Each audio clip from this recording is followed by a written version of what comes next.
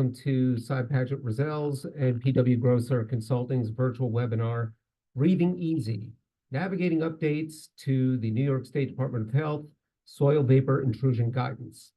My name is Michael Bogan, and I'm a principal at Sive, Paget, Riesel.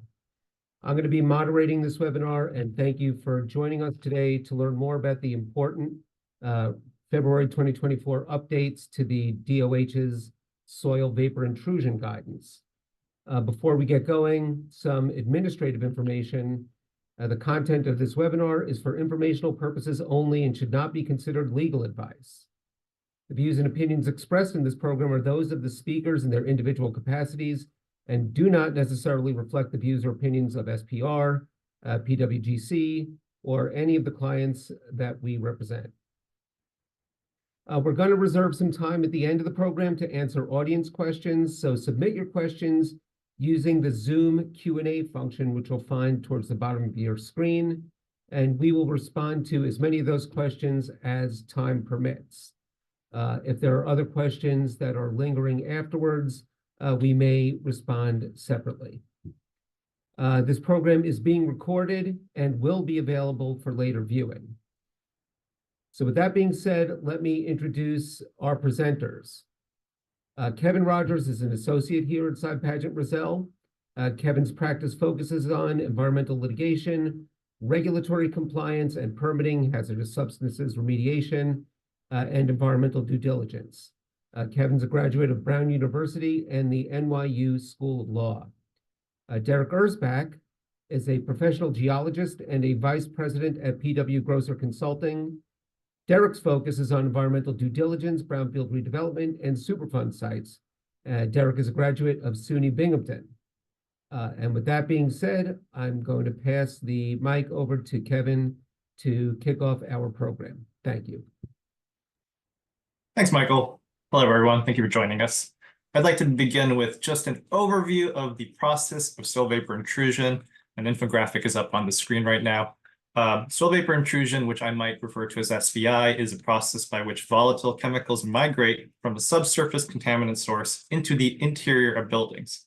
Subsurface sources may include underground storage tanks, petroleum or other NAPL spills, and or groundwater soil contamination, and chemicals such as volatile and semi-volatile organic compounds can volatilize, and then those vapors will migrate upwards through the sediment pore space and is primarily drawn into buildings due to pressure differentials. For example, if you have an HVAC system running in your building interior, that will generate a negative pressure differential and draw on soil vapors through, for example, building foundation cracks or any other preferential pathways.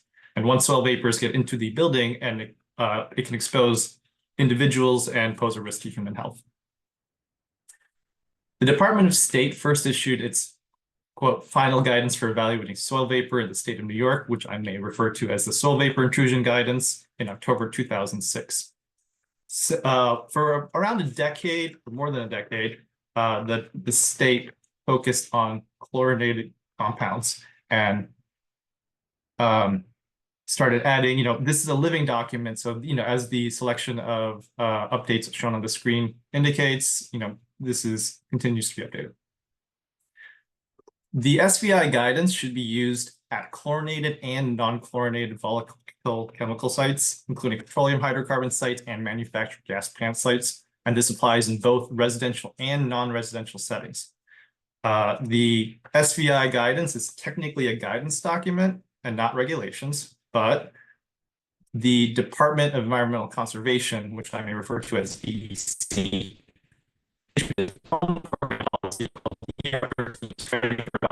intrusion and remedial sites in New York.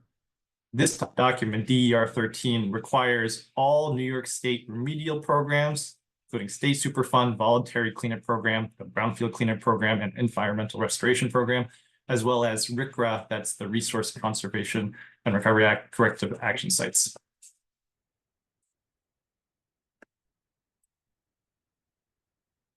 A component of the Department of Health's soil vapor intrusion guidance are these soil vapor indoor air matrices. These are a risk management tool.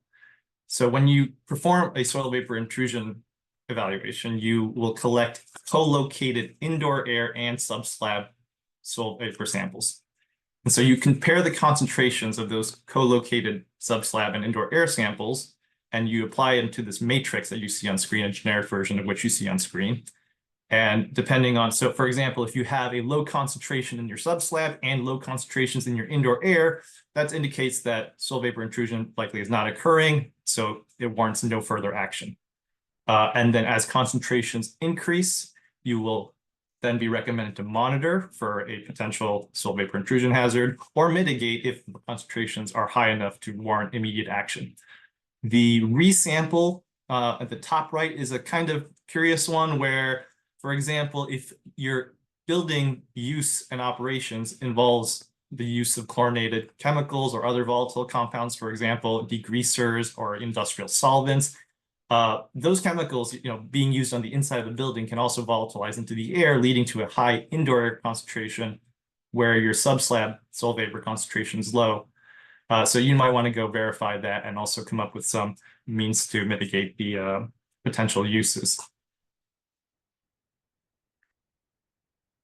So the soil vapor intrusion guidance was initially focused on chlorinated volatile organic compounds. In 2006, at the top of your screen, there are only 2 matrices for 4 compounds, and these are historically widely used industrial solvents and dry cleaning chemicals. You may have heard of tetrachloroethene, PCE, sometimes be referred to as PERC, the common dry cleaning chemical.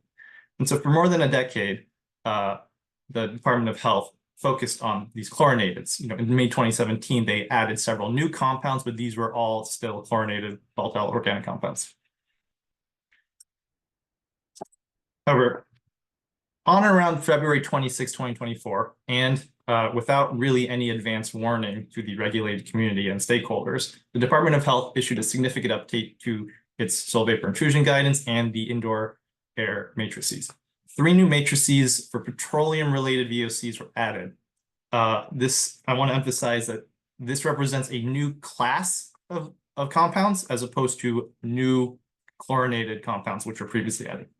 And while we did not get much advance notice, these petroleum-related matrices D through F were made effective immediately. I will now turn the mic over to Derek to speak about the new matrices in some more detail. All right, thank you, Kevin. As we've discussed, DOH added 3 additional decision matrices, D, E, and F, and they distributed 13 petroleum VOC compounds across those 3 matrices. We're going to go into further detail on the 13 VOCs later and discuss what they can be found in. Based on our review of the VOCs and the matrices, it appears DOH has assigned these VOCs based upon their individual health risk. Matrix D contains 8 of the VOCs, and looking at the concentrations, this is what they're considering as the highest potential health risk for these VOCs, and it decreases as you go down to E and F. E has 4 of the VOCs, and F has 1 VOC toluene. Okay, so here is the new matrix D. As we previously said, this includes 8 of the 13 petroleum VOCs. As Kevin discussed a little bit earlier, on the left-hand side of the matrix, you have your subslab vapor concentration running up and down. And on the top of the matrix, you have your indoor air concentration running left to right. Lowest concentrations are your first decision factor, and they increase as you go from left to right. We can go on to E. Once again, this is E. This contains 4 of the petroleum VOCs. If you remember the previous slide, we were at much lower concentrations. So now you're seeing they're allowing more VOC total concentrations as you move forward. So less risk here. And then we can move to F. Once again, the numbers continue to increase, where we've started at 60 and now we're up to less than 300 for our initial. And once we started at 2 and now we're less than 10 for the initial. Okay, we can go into the next slide. So what are these 13 VOCs commonly found in? So the first main source is gasoline. As you can see below, I bolded the of the 13 VOCs, which ones are found in gasoline or commonly found in gasoline, and it's the majority of them. The next potential one are the middle distillate fuels. This includes heating oil, jet fuel, and diesel fuel. These also contain a number of the 13 VOCs, and once again, I've bolded the ones that can commonly be found in these middle distillate fuels. Another thing that we've talked about are manufactured gas plants. Once again, you can find several of these petroleum VOCs at MGP sites. Now, specifically the trimethylbenzene and the naphthalene. And then toluene, there's a lot of toluene in many different types of products, degreasers and solvents. Many household cleaners have toluene in it, so there's a lot of toluene-based products that can be found. We'll move on to the next slide. So who's potentially affected? Obviously, petroleum spill sites. These sites are where you'll have a release of petroleum to the subsurface. Typically requires remedy of the release, which normally involves source removal and potentially groundwater remediation monitoring. Now, if for some reason you couldn't remove all the source material and there's residual contamination, it used to be where you would just do long-term M&A or something like that. Now you're going to have to factor in potential SVI into your spill sites. If there's residual contamination in the groundwater, it could turn into vapor and come up underneath your building. So previously, on most spill sites, we weren't seeing SVI being evaluated or considered. Now it's going to definitely fall into play. Next sites with on-site petroleum storage and usage. The presence of storage of chemicals isn't necessarily mean that you have an SVI concern, but we got to go back into that situation where you're doing an evaluation.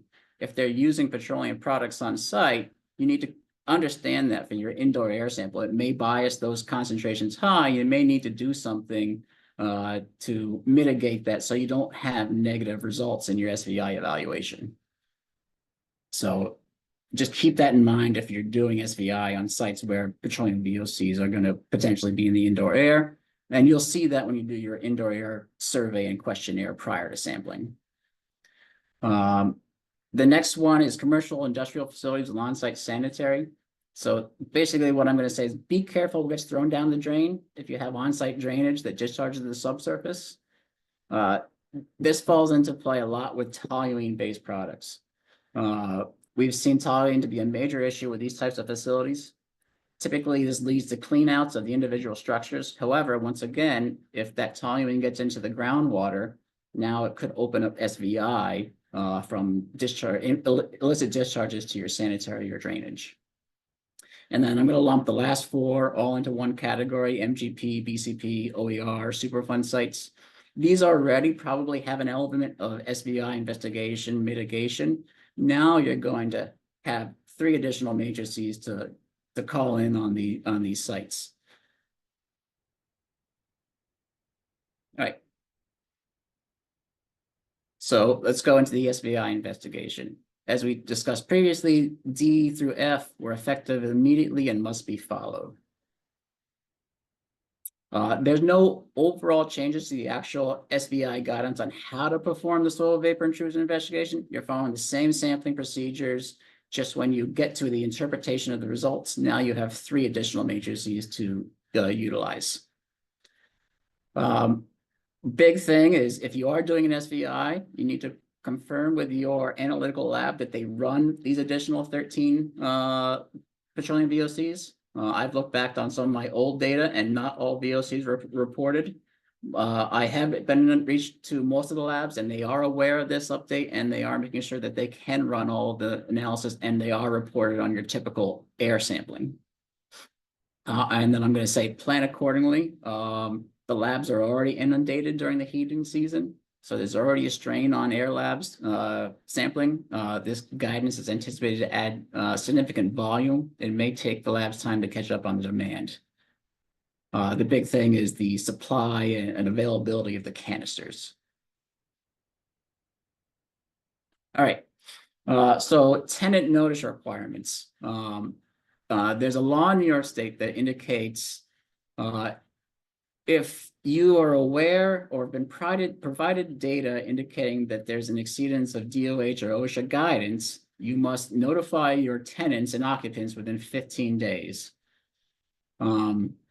This notice would be coming from an issuer, so that'd be basically saying the DEC provided you with data indicating that there is an SVI issue, and then you need to notify your tenants.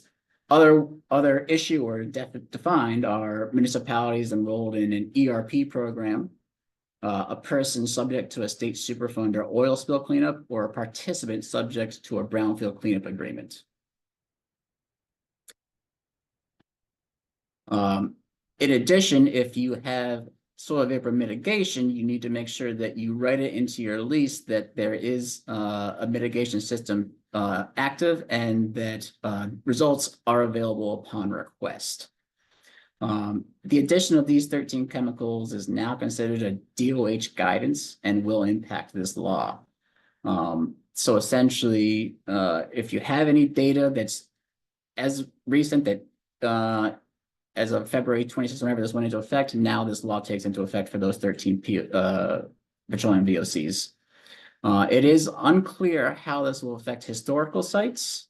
So if you do have something and you're unsure, you may want to reach out to your DOH project manager to see how it plays into effect.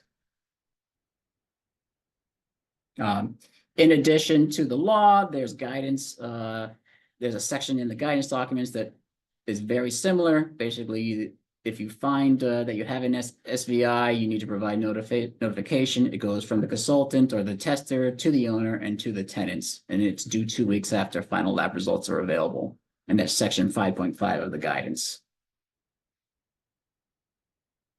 In the event you find that you trigger that mitigation action, have no fear, because the mitigation that you would do for chlorinated VOCs also works for petroleum VOCs.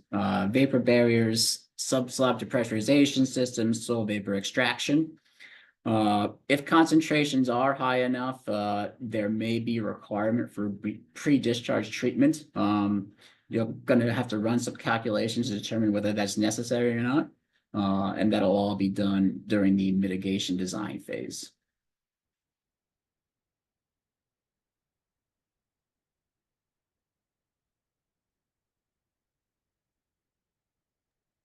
All right, that was great. Thank you, Derek. So we do have a couple of audience questions that people typed in. The first one, to summarize, is whether we think DEC's spills program is going to start requiring SVI work at purely spill sites, as opposed to those that are in the brownfield program. And Derek, I know you sort of had a slide that talked about that. What are your thoughts on that? My thoughts are that it more than likely will. DEC has not commented yet on this new guidance to me regarding spill sites, but I have seen them becoming more involved in the vapor issues when you have remaining contamination present near a building. So I would not be surprised as SVI is now going to be an element of a petroleum spill if you cannot remove all of the source material and you have a building or something else nearby that it could result in a potential SVI issue. Thank you. We have another question, whether the compounds that you described are all included in the TO15 method. Derek, I think that's a you question. Yeah. Once again, this is going to be lab specific, so you'll need to check with your lab to make sure that they do analyze this. As I said previously, I went back on some of my old data and some of the compounds were not included, like the naphthalene wasn't typically included in the past. So reach out to your labs if you're going to be doing an SVI and make sure that they have updated their lists and standards to include these additional 13 compounds. We have a third question, whether DOH has provided fact sheets for these compounds that can be put into the tenant notification notice. I Can't don't remember with absolute certainty, but I think I do remember seeing the fact sheets issued as well. If you go online and you look up the NYSDOH SVI guidance, it'll take you, to the page within like top 1 or 2 results, and it should be up there in like a section February 2024 updates. But I can confirm. And if not, there's always the safety data sheets for the individual compounds that you can include in your notification forms. So, I don't think there's any other audience questions, but I have a question about retroactivity. Like, are these guidance documents, again, they were kind of issued without a lot of notice, and they were made effective immediately. Are they going to apply to sites that are already past the decision document in a program? So the RAP has already been prepared and approved by DEC and DOH. What about sites that are already past a certificate of completion and are in site management? What are your thoughts on that, Kevin? Yeah, so we are not fully certain about the risk of reopeners, especially for sites that have completely, achieved their COC and are fully done. However, my understanding is that if you have a draft report or a work plan that has not been approved yet as final, you should go back and you should apply, implement the new analyses for matrices D through F into your final version. That is, that's pretty straightforward. If you have, for example, a brownfield cleanup program RAP that was previously approved and is currently being implemented right now, and you have yet to write your final engineering report, your final engineering report should discuss the new matrices D through F, even if your RAP did not specifically call out that it would because they didn't exist yet. But the future FER to be written should describe this. If you have already in the site management phase and you have a approved SMP, we don't think that DEC and DOH are going to require that the existing SMPs be revised to incorporate, add reference to the new matrices. But if you are required to submit a periodic review report under that approved SMP, you should also start analyzing the new matrices D through F. So in short, our understanding is if you have an approved document, you don't need to go back and revise it. But if you have a new report or work plan coming up that will be subject to DEC approval, they're going to require that these new matrices D through F are incorporated, or else they're just going to issue a comment and ask you to do so. Thanks, Kevin. There's a comment here from one of the audience, not a question really, that they've heard that OER is not requiring retesting if there's an approved RAP. And again, that might be true, but if the data are already available based on the prior testing from the chlorinated solvents, that doesn't necessarily mean that you can avoid the analysis. So maybe you don't need to retest, but you still may need to evaluate the data if they exist in light of these new matrices in the guidance document. Yeah, I'd be very surprised if you all of a sudden found out that you have a serious petroleum VOC SVI issue and you haven't received closure, that the state wouldn't have to go back and require some sort of mitigation. It just wouldn't be safe to the residents or the occupants. We have time for a couple of more questions. If you want to type them into the Q&A box. Again, there's a little Q&A kind of icon at the bottom of your screen. Just feel free to type away. In the meantime, Kevin, I have another question. We had a representative of one of the big laboratories in our office recently, and he was making the point about, and it's also one that Derek mentioned, about lab capacity.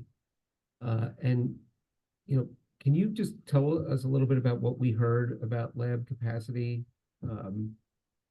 even currently, but especially in light of these new guidance criteria? I can start this one, Derek. Maybe you can chime in after. So understanding is that, labs have been running these air results for the chlorinateds and have been running, the suite of volatile organic compound analyses However, they are probably going to have to make some capital upgrades to their testing equipment to increase capacity, because again, now that we have a new class of SVI evaluation, compounds requiring SVI evaluation, then there's going to be a new pool of sites that might need to then submit data to the lab. So they might have to increase their capacity. However, as Derek mentioned, what we've heard specifically is that there is a finite number of 6-liter SUMA canisters that are required for the sampling procedure. And those, they get shipped out and sampled and tested and then cleaned and reused. And we're going to need more of them. And so, you might run into capacity shortfalls where you're trying to schedule a sampling event and the lab cannot provide you the number of canisters that you need. So again, it would be prudent to plan your SVI evaluation activities a little bit further in advance, knowing that there might be some bottlenecks.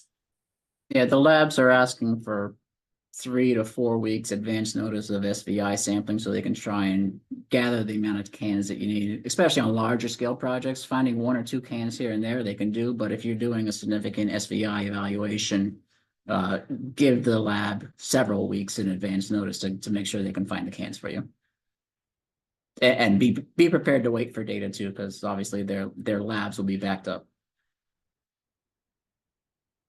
Thank you, Derek. Well, we're running out of time, but there's one more question that I don't know if we're going to be able to answer in this short of a time. And the question is from one of the audience asking, what's the difference between guidelines and standards?